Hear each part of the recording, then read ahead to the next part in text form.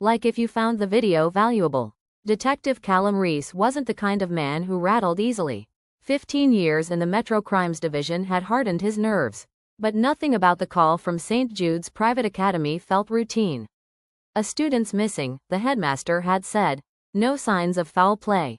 But he vanished inside the school building. No one saw him leave. The missing boy, 15-year-old Oliver Wynn, was a scholarship student. Quiet, brilliant, and often alone. According to the headmaster, he had been last seen heading toward the East Wing, specifically room 12B, after his final class. But when Callum asked to see it, the headmaster looked puzzled. "There is no room 12B, he said flatly. Callum blinked. "Your security cameras say otherwise." The headmaster frowned. "We only go up to 12A.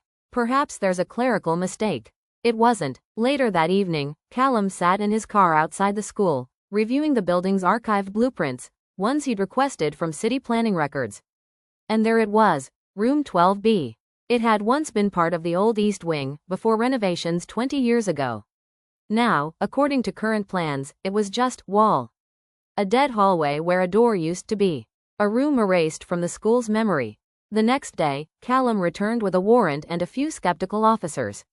They found it quickly, a narrow hallway near the music room, leading to what appeared to be a solid wall. But when they tapped on the paneling, it echoed. Hollow. They tore through the wood. Behind it was a rusted steel door, no handle, just a small, dust-covered nameplate, room 12B. The air changed as they entered. It was cold, stale, preserved. Desks were still lined up as if waiting for students. Old posters clung to the walls. The chalkboard bore a faint white message, smeared by time. "I saw her again." And in the far corner, tucked beneath a desk, a navy blue blazer. Oliver's, his name stitched on the inside collar. "Why would anyone seal this off?" one officer asked. Callum didn't answer. He was staring at the floor, at what looked like scratch marks trailing toward the back wall. Like someone had been dragged. The investigation spiraled quickly. Faculty claimed no knowledge of the room.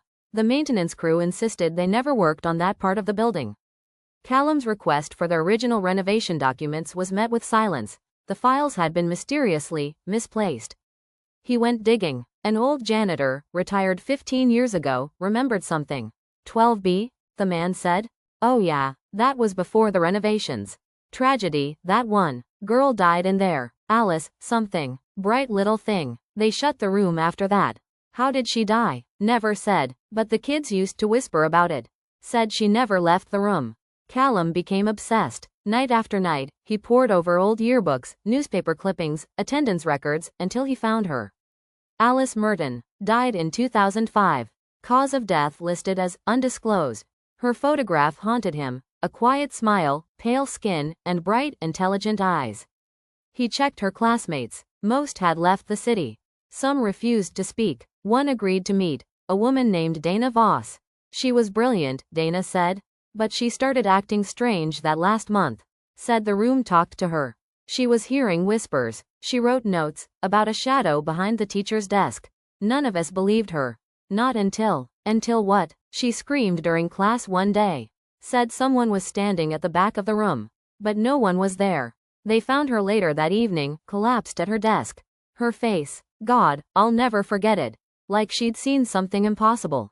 Callum asked if she remembered what Alice had written in her final note. Dana nodded slowly. It said, "Room 12B is listening." The school board wanted the room sealed again. But Callum refused. He spent hours inside it, recording the sounds, taking temperature readings, even bringing in specialists. One night, around 2 a.m., he was alone inside 12B with a digital recorder. The air was icy. He sat silently, staring at the chalkboard. Then, a sound. Scratch, scratch, like fingernails on wood. He turned. Nothing. Then came the whisper, faint but clear. "Callum?" He froze. "Who's there?" Silence. He played back the audio. Nothing unusual, until the 23-minute mark. "Callum?" A whisper. Female. Not his voice. He left immediately. The next morning, he returned to find the chalkboard had changed. Written in clear, fresh white chalk. "She showed me where they are." The writing matched Oliver Wynn's handwriting from his school files. They searched the room again, this time, tearing up the floorboards. Under the last row of desks, behind a loose wooden plank, they found it.